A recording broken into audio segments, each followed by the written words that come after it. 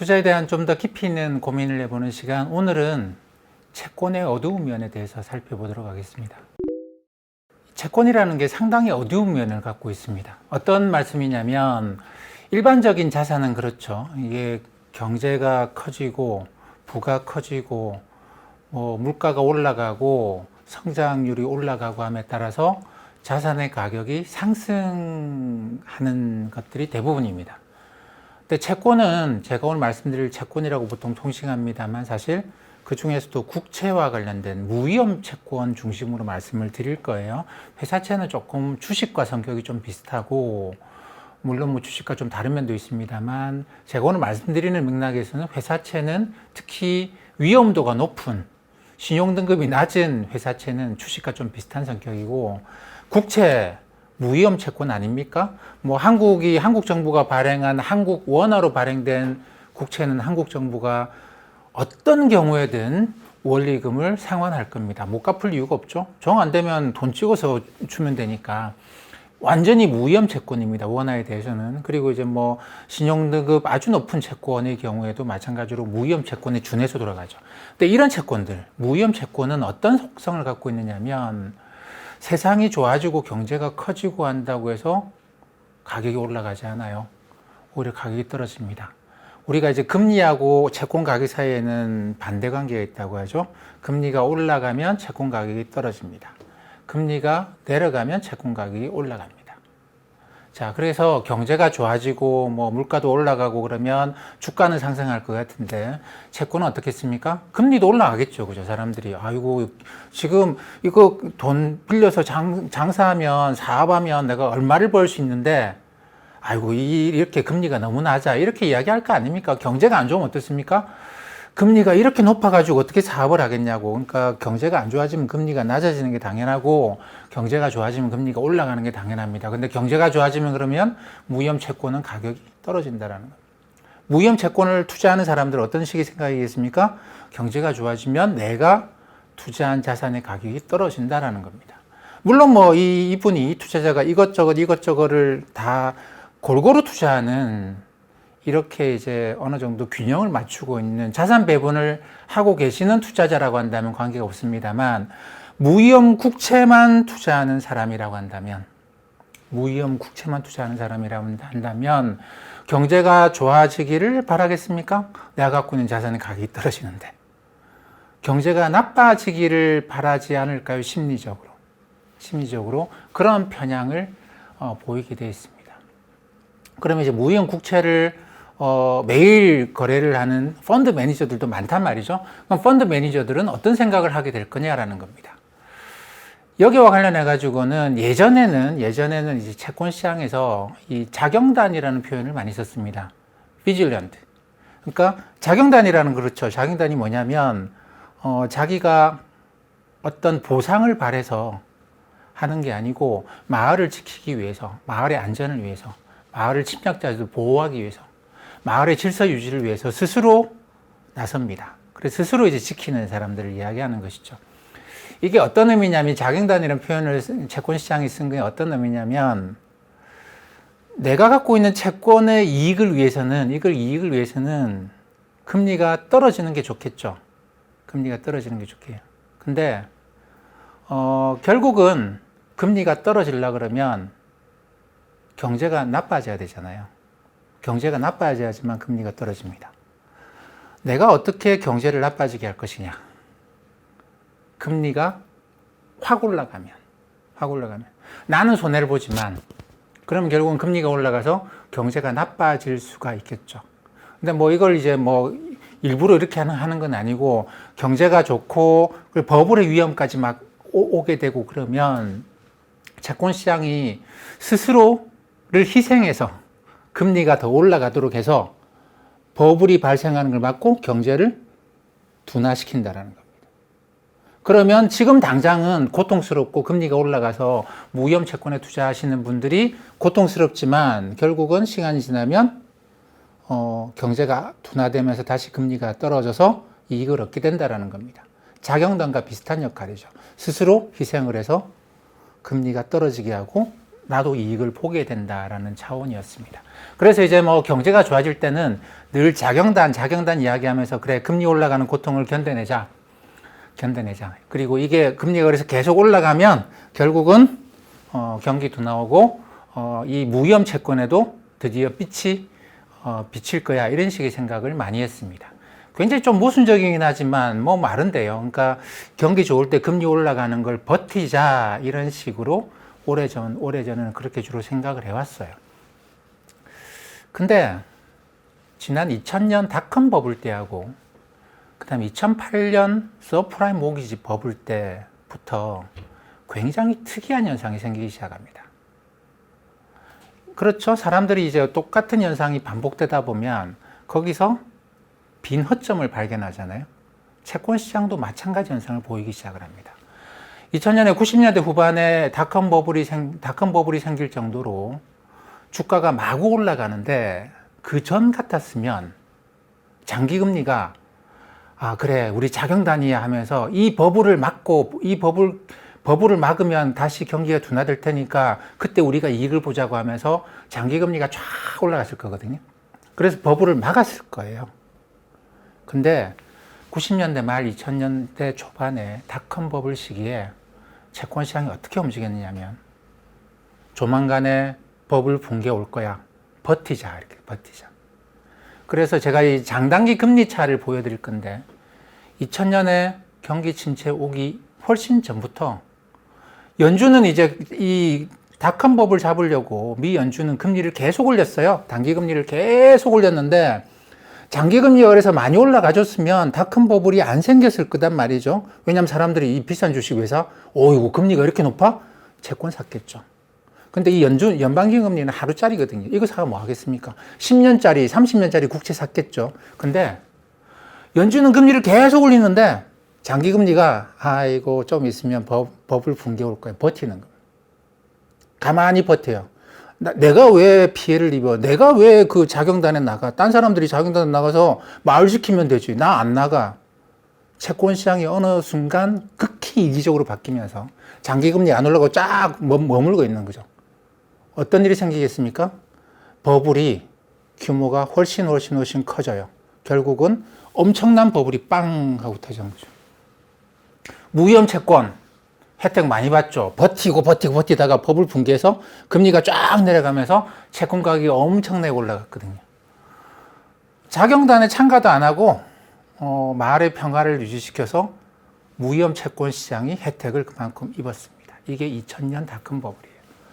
근데 연준이 장기금리를 움직일 수가 없었어요. 연준이 장기금리 움직일 수 있는 그런 방법이 없었고, 연준은 연방기금리나 올리고 말은 막 하는데, 야, 이게 자산 가격 버블이 심하다, 이런 말은 하는데, 채권 시장은 그러시든가 말든가, 연준이 알아서 자경단 다 하시고, 나는 그냥 밤에 잘 자고, 그리고 아침이 돼서 마을의 평화는 누리고, 이렇게 채권 시장이 바뀌어버린 겁니다.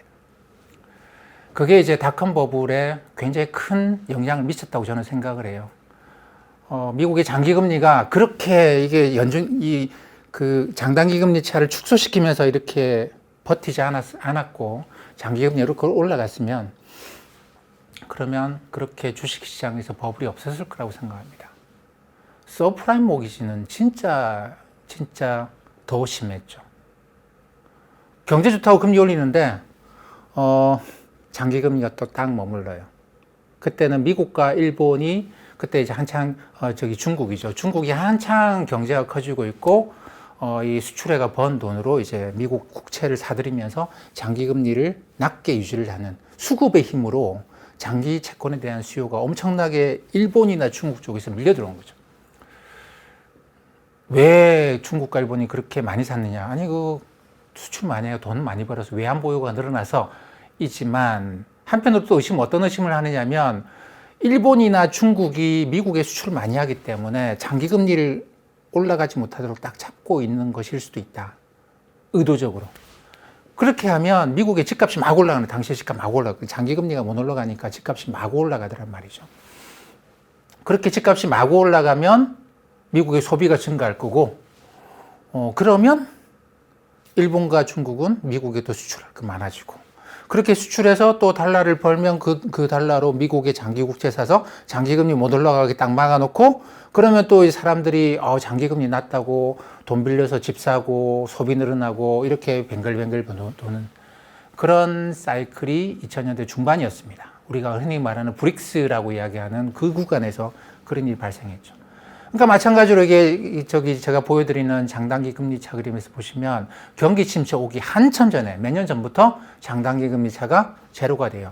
연준은 이거 안 되겠는데 해서 금리를 막 올리는데 장기 금리가 딱 머물러 있습니다. 딱 머물러서 그래 언젠가는 뭐 버블 터지겠지. 뭐. 버블이 얼마나 커지든 말든 버블이 커지면 커질수록 버블이 터지면 금리는 많이 낮춰야 될 것이고 그러면 내가 왜 밤에 잠 안 자고 자경단에 나가서 뭐 총 들고 마을을 지켜야 되냐? 가만히 자고 가만히 내가 잠들면 잠들수록 마을은 더 엉망이 되고 그러면 금리는 더 박살나고 그러면 나는 더 큰 이득을 얻고 이게 두 번이나 있었습니다. 두 번이나 2000년, 2008년. 그 2008년 이후로 연준은 그래서 버냉키가 양적 완화라는 걸 시작했죠. 양적 완화라는 것에 대해서 그게 자산 가격을 끌어올리기 위해서 뭐 그런 이야기 많이 하는데 사실 연준이 그걸 결국은 고착화시킨 이유는 이 장기 채권 시장을 연준이 움직이려고 한 것이라 봐야 되겠죠. 처음에 물론 장기 채권을 사서 금리를 떨어뜨리는 양적 완화라는 걸 했어요. 근데 그것만 하는 건 아니죠. 뭐 테이퍼링도 하고요. 테이퍼링이라고 하는 거는 사던 국채 규모를 줄여가는 거죠. 또는 갖고 있는 국채를 팔 수도 있습니다. 지금 연준이 갖고 있는 채권이 7조 2천억 달러 정도가 돼요. 미국이 전체 그 국채가 20조 달러 정도 되는 것 같은데 어마어마한 규모를 중앙은행이 갖고 있습니다. 2000년과 같은 일, 2008년과 같은 일이 생기면 이번에 어떻게 할까요? 채권 시장은 장기 채권 시장은 뭐 어쨌든 버블 생기도록 장기금리 안 올라가면 돼요. 장기금리 안 올라가면 버블이 심하게 생길 것이고 그러면 경제는 심하게 박살날 것이고 그럼 여기서 버티고 있다가 결국은 장기금리가 크게 떨어지면서 큰 이득을 얻게 될 것이고 이런 무위험 채권의 어두운 면이 있습니다. 이걸 컨트롤하기 위해서 연준이 QE라고 하는 걸 해요. 그래서 자산 가격이 올라가는데 장기금리가 딱 버티고 그래 너 버블 한번 만들자. 버블 한번 만들고 이번에도 좀 세게 무너지자 라고 나갈 그런 경향이 있을 때 연준이 나서서 이걸 장기금리를 끌고 올라가는 거죠. 제가 볼 때 이번에 연방기금리 잘 안 올릴 것 같아요. 연방기금리 잘 안 올리고 이거는 왜냐하면 뭐 인플레이션도 없다 그러죠. 그 다음에 미국과 중국의 패권 경쟁이 있죠. 거기다가 미국은 몇 년 동안 계속 인프라 투자니 반도체 공장이니 이런 것들을 해야 되거든요. 그렇기 때문에 괜히 연방기금리 올려가지고 그나마 좀 인플레이션 압력이 좀 있는데 이걸 막 때려잡을 이유가 지금 없어요. 우리가 디플레이션으로 얼마나 고생을 많이 해왔는데 지금 물가 올라간다는데 그걸 왜 때려잡습니까? 안 해요.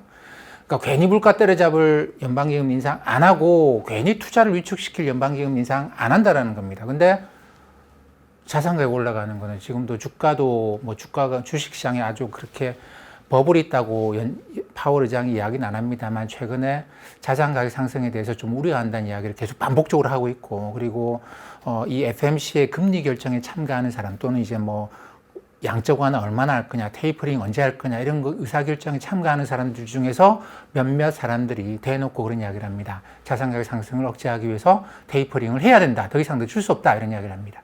이게 뭐냐면 연방기금리를 안 움직여도 장기금리를 직접 움직이겠다. 그래서 자산가격 상승이 버블로 가는 2000년이나 2008년과 같은 일이 더 이상 발생하지 않도록 하겠다. 라고 하는 메시지라고 봐야 될 것 같습니다. 그렇기 때문에 이 채권이라고 하는 건 그래요. 채권이라는 게 종류가 여러 가지가 있습니다. 주식도 그렇지 않습니까? 어떨 때 올라가는 주식이 있고 어떨 때 떨어지는 주식도 있고 뭐 가치주 성장률 이야기를 하는데 채권이라고 하는 것도 이 무위험 채권 중에 장기 채권의 경우에 옛날에 자경단 역할에서 지금은 시장이 많이 벗어나 있어요. 그때만 하더라도 옛날에 90년대 초반까지만 하더라도 지금 같은 모양이 아니다 보니까 그게 이제 스스로 금리를 끌어올리는 스스로 깨지는 거죠. 스스로 깨지는 그걸 통해서 이제 뭐 경기 둔화, 그러니까 이게 어떻게 보면 스스로 희생하고 거기에 대해서 그러면서 경제가 너무 버블로 가는 걸 막고 이런 어떻게 보면은 선순환하는 효과가 있었는데 이게 2000년, 2008년은 돌이켜 보면 이거 악순환인 것 같아요.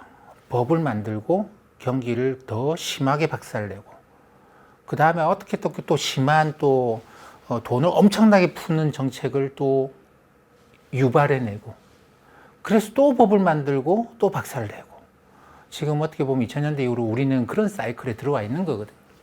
이걸 막으려고 그러면 이 장기금리가 역동적으로 올라갈 수 있는 그런 환경을 만드는 것이 제가 볼 때 연준으로서는 굉장히 중요한 부분입니다. 그렇기 때문에 근데 제가 이제 이런 말씀을 드리는 이유가 채권 시장에 오래 계셨던 분들이 한국의 채권 시장은 저를 1세대라고 부릅니다. 왜냐하면 제가 90년대 중반에 처음 그 직장 생활을 시작했고 그때 제가 첫 직장이 채권 거래를 하던 곳이에요. 근데 당시에 채권 거래를 하는 기관은 금융기관들도 전혀 거의 없었죠. 몇 군데 없었고. 근데 이제 그 이후로 뭐 외환위기 지나면서 채권 거래라는 게 굉장히 커져 왔는데 우리가 한국의 채권 하시는 분들이 오랫동안 보신 분들이 봤던 구간이 그 2000년 구간, 그 다음에 이제 2008년 구간 이걸 봤고 이 경험을 통해서 어떤 일반화를 시켜놓은 그런 상태죠. 그러다 보니까 이게 이제 장기금리에 대해서 좀 생각하는 게 제가 볼 때는 이렇게 생각하는 건 좀 위험한 것 같다라는 겁니다. 왜냐하면 연준은 이미 그 두 번의 경험을 통해서 더 이상 이런 일이 안 생기도록 생각을 바꾸는 거거든요. 그래서 언제든지 자산 가격 상승이 걱정이 되면 테이퍼링 또는 국채 매각을 통해서 장기금리를 더 끌어올릴 준비를 하고 있는데 여전히 채권시장 오래 하신 분들이 2000년, 2008년 경험을 갖고 그래 버티면 돼 이런 식의 생각을 많이들 하시는 것 같아요. 근데 제가 볼 때 그거는 그렇게 바람직한 생각은 아니지 않겠는가 그렇게 생각을 합니다.